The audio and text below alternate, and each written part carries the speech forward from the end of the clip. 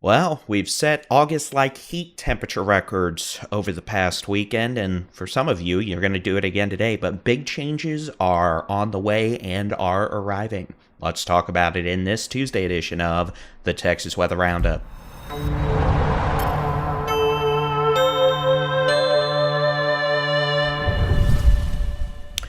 Good morning, I'm Texas Storm Chasers Bulletin-in-Chief David Reinberg. It is Tuesday, the 15th of October, 2024. Well, guess what? We set some records over the weekend. Waco, 104. We've hit 100 in Austin. We hit 100 in parts of the Brazos Valley, Central Texas, the Hill Country.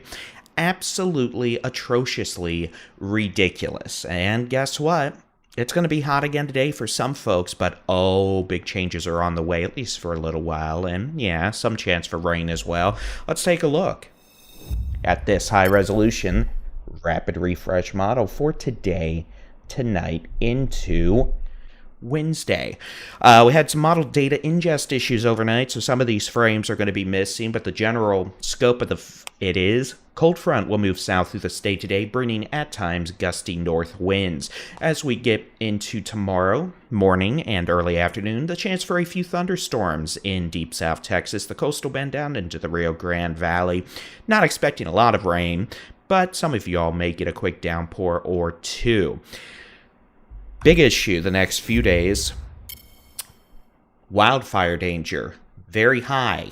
Today, tomorrow, Thursday, we're seeing a rapid increase in wildfire activity across the state of Texas now, with additional resources being deployed to handle the situation.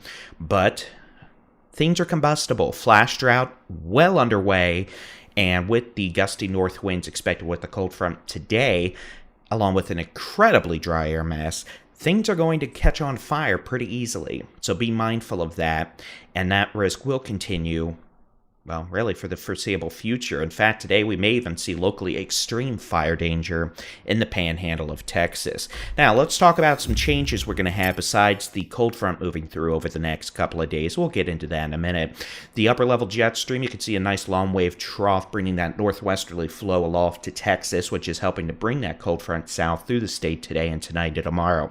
So we get later into the week and towards the weekend, you can see how we're finally going to see that dip in the jet stream occur across the southwestern United States. As we get into Thursday, Friday, Saturday, Sunday, you're going to see that's going to kind of cut off into an upper level low, which is going to try to sit in parts of the Four Corners or just west of Texas for a couple days this weekend before eventually getting pushed up and ejecting into the northwest by early next week.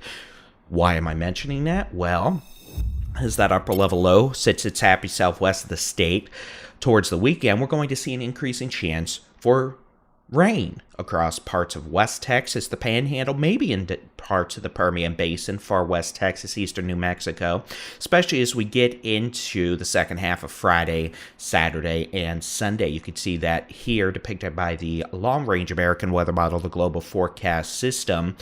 The exact time periods and who all's going to get rain out of this will have to be determined based on, well, the timing of that upper-level low and exactly where it stalls out. But this is not going to be a rain event for the eastern 75% of the state. In all likelihood, this is going to be confined to the Panhandle, West Texas. If we get lucky, maybe parts of the Permian Basin and the Guadalupe Mountains. In addition, maybe a few chances of rain for South Texas. Well, that's not what I wanted to show you. I mean, I'm pretty and all, and my head's all shiny. I mean, it could be shiny if I waxed it, I guess. But let's actually look at what I wanted to show you, and that's the forecast rain totals. Here you go. You can see. Now, you see, this didn't even update either. This program, I swear, I'm going to throw it into the fire pit outside. There we go. Real-time updating. It wouldn't be a Bulletin-in-Chief forecast without any real-time updating. We're expecting the chance of rain. Parts of South Texas tomorrow, the Rio Grande Valley, and maybe into the weekend. We could see locally 1/2 to maybe 1.5 inches of rain. You can see that's going to be pretty confined to deep South Texas and the lower Texas Gulf Coast. Otherwise, the only appreciable chance of rain will be, Saturday, Sunday, Monday. In the Panhandle, West Texas, maybe a wee bit into the northern Permian Basin, the Guadalupe Mountains. Parts of the Panhandle could see over 1 inch to 1.5 inches of rain, especially out towards Dalhart to the New Mexico state line, West Texas. Maybe 1/4 to 1/2 inch of rain, which, I mean, don't get me wrong, that is certainly better than nothing. That'll be the most rain y'all have seen in months, but The rest of the state, we're not looking wet at this point, unfortunately. In terms of the longer range outlook as we head towards late October, well, here's the latest from the Climate Prediction Center. We're going to get warm again, by the way. It's not going to stay cool, and yeah, we'll show you the temperatures in a minute. So above average temperatures likely the 20th through the 24th across not only Texas, but essentially all locations east of the Rocky Mountains or the Continental Divide. The good news is, though, we are trending towards a wetter, more wet, pick your wordage, pattern that may continue into next week across the western half of the state, hopefully. Now, eastern third of the United States, above average temperatures, below average precipitation, which isn't good for some folks, but it will be for me since I'm about to relocate for 3 months out to the East Coast for the holidays. So, hey, maybe I can fly out there and not get stranded in an airport. That'd be nice. Probably too optimistic because I'm sure something will happen, but all right, let's take a look at temperatures over the next few days. All right, as we head into the temperature department, with the cold front moving south through the state today, some folks, especially in the northern third or half of the state, may see high temperatures occur a bit earlier in the day. But unfortunately, today is going to be near record high, if not easily record high temperatures for mid-October across a majority of the state. We're looking at upper 90s, DFW all the way down into central Texas, South Texas, southeast Texas. Some folks may get near 100 degrees again. Absolutely atrocious, but take a look at the Panhandle highs today, 70s as the cold front arrives. Look at the low temperatures for tonight. How about lower 30s up in the northeastern Panhandle, a freeze possible. Places like Perryton to Canadian. We're looking at 34 in Dalhart, 35 in Dumas, 39 in Amarillo, 38 in Plainview. How about wind chills in the 20s? Looking at 40s tonight, northern third of Texas along the Red River with 50s all the way down to Austin, to Bryan College Station, even Houston by tomorrow morning. Still in the 60s for South Texas, but take a look at this. How about high temperatures in the 60s for Wednesday across the northern half of the state? We're looking at 60s to about 70 degrees.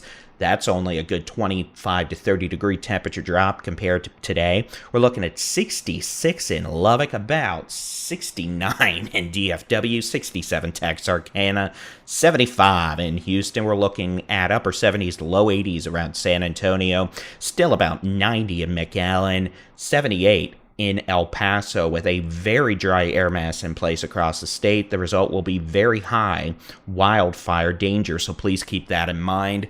And then if you want to feel like fall, if you want to keep the windows open, grab the sweaters. Low temperatures Thursday morning. We're looking at upper 30s in the Arklatex, northeast Texas, east Texas. Looking at 40s, the northern two-thirds of the state of Texas.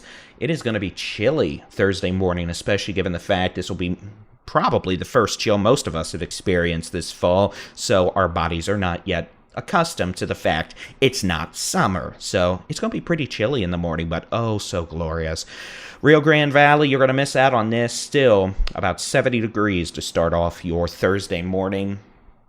So we get into the afternoon hours, highs, at least they're not all that high down south. We're looking at mid-80s, which, beats 100 degrees. We're looking at highs generally across the state, 70s to low 80s. Much nicer for mid-October than the triple digits we saw over the weekend, and the upper 90s for today. So we go into Friday and Saturday. We're going to start a slow warm-up, more 80s returning, and then we're going to start seeing some 90s back in South Texas on Saturday, with generally a little bit of a reinforcing shot of cooler air up in the Panhandle, thanks to the rain chances as well. A cold rain possible with temperatures in the 50s and 60s up there.